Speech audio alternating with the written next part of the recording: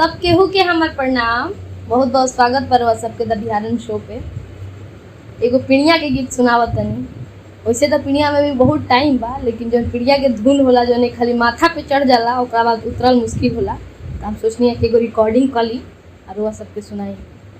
सुनी जा और कमेंट में जरूर बताई जा गीत कैसा लागल।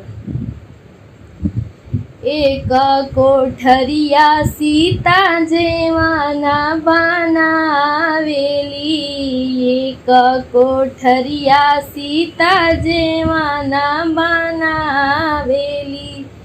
एक कोठरिया के खुला के माड़ हो रावण हारी ले गईले। सीता नादानी हो रावण हारी ले गईले। सीता दुलारी हो रावण हारी ले गईले।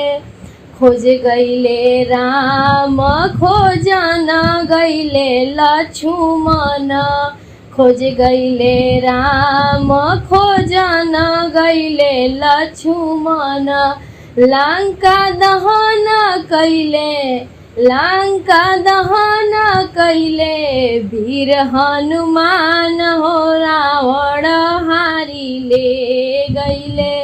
सीता दुलारी हो रावण हारी ले गईले।